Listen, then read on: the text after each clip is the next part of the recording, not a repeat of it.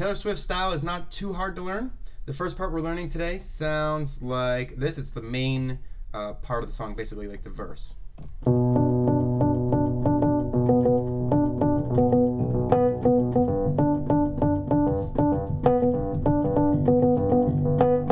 So just those first two chords, basically, the first thing that's going on there. Your right hand, I'll show you the part, then I'll explain a little bit about what I'm doing. Your right hand is playing a D and then a B. And you're playing it with that sort of rhythm. I want you to try and do it by your ear because it's not exactly, it's a little bit weird. You kind of got to hear it and feel it. So it's like this. And you're playing that, while you're playing that with your right hand, you're playing a B in your left hand. I'm actually playing two B's octaves, and I'm bouncing between them to help me get weirder rhythms from the top to the bottom.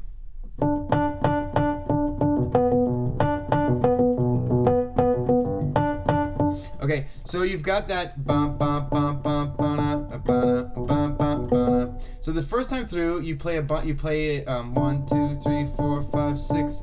So you play 6 and you get faster. 1, 2, 3, 4, 5, 6, and 7.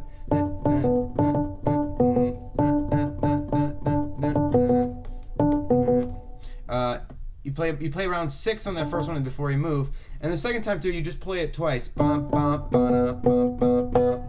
You play it twice, and then this B sort of takes over for the rest of the phrase. So you've got this weird phrase. It's just the D and the B, and the first time through the D is the majority of the phrase, and then the B, and then that switches places.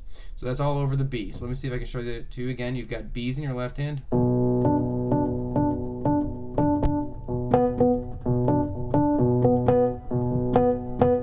So try and play that, the B and the D and the B in your right hand. Your left hand is then going to move down to G's, and you're going to do the same thing with your right hand.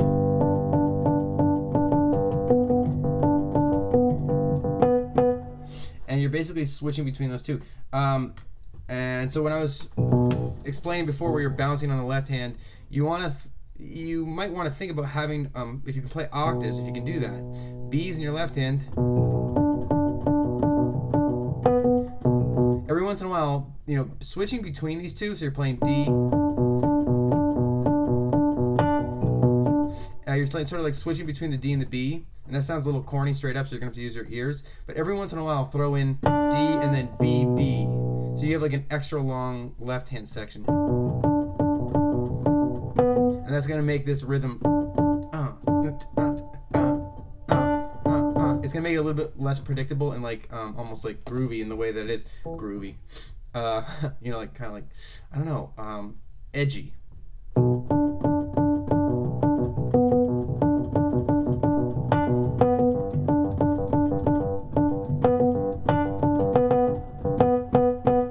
Okay, so that's the main part there. Those two moves, and she's gonna lately. Dun, dun, dun, dun, dun, dun, dun. She plays through that a couple of times, and then she's got this part where it switches, where the right hand is still doing the exact same thing, which is pretty nice for us, and our left hand comes down to these E's. Then it moves to F sharp. So it's still going long short, but now the left hand is moving a little bit faster through the progression. Move up to G's. And so instead of finishing that phrase again, you're going to play this with your right hand. So I'm going to tell you what those notes are, but first let me quickly review. You've got this little right hand motion, which is kind of like a B minor. You're like outlining a B minor chord here over an E. And then over same thing over an F sharp. Then over a G, B minor over G.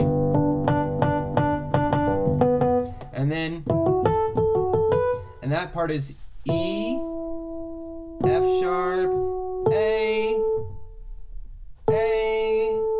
F sharp, A, B. Except you play it fast.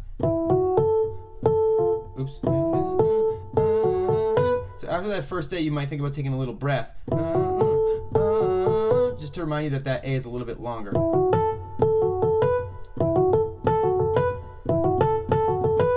you sort of start slow and get slowly faster. So that's that little like guitar riff that's going on there.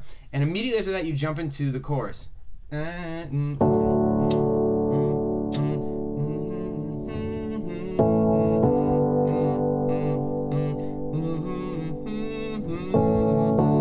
the chorus, the first half of the chorus block is a D. So I'm playing D, A, D in my left hand, F sharp, A, D in my right hand. If you can't reach all of those, especially in the left hand, you can just drop off one of those low Ds. You've got that.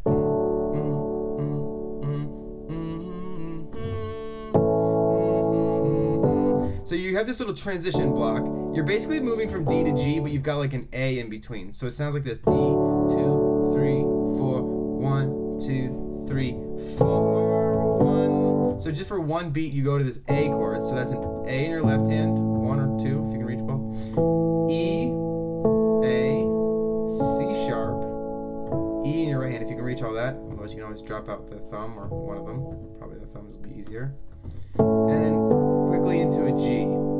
So that's G in your left hand or 2. D, G, B, another D if you can reach it in your right hand. So those 3 chords, and then you bounce back to that A before going back to the D again. So that A sort of appears like right at the end of it's sort of like this little like intermediate chord in between the main chords. So you've got D, 2, 3, 4, 1, 2, 3, A for 1 beat, and then G, 1, 2, 3, 4, 1, 2, 3, A for a beat, back to the D, 2, 3. So you play through this loop twice, 2, 3. So this is the second time through the loop, 2, 3, 4, 1, 2, 3. Now the second half of the chorus is very similar. You've got the same first 4 chords, so I'm going to keep playing, 2, 3, 4, 1, 2, G, 4. Now here comes the next part. It's a little bit different. Instead of going to the D, we're going to go to a B minor. 2, 3, 4. So a B minor, you're getting these little red sweater flakes on the keyboard. B minor is a B in your left hand. You get a B, a D, and an F sharp in your right hand. B minor, 2, 3, 4, 1, 2, 3. Now the rest of it is very similar to what you've already played. A, G, 2, 3, 4, 1, 2, 3, 4. And that's the end of that chorus block. And I sort of stopped it on that A because that A transition, depending on what's coming afterwards, it transitions into a different thing. So what comes afterwards immediately is another sort of verse block.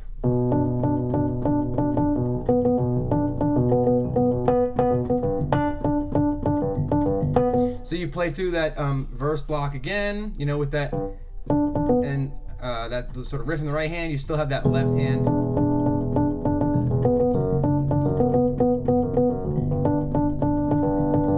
You still have this riff, and you go into the chorus again. Okay, cool. So you play through the whole chorus again, and here's the cool part. You're actually almost done.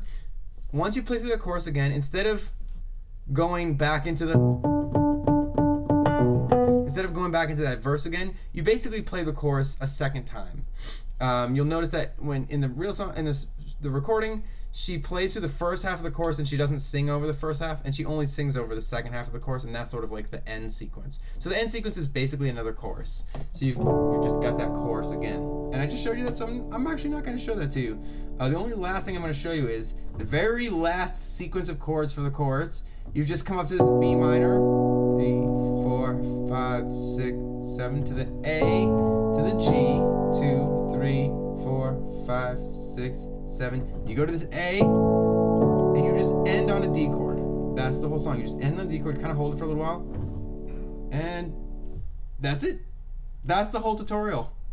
I really hope it helped you. Don't forget to rate, comment, and subscribe, and I'll see you next time.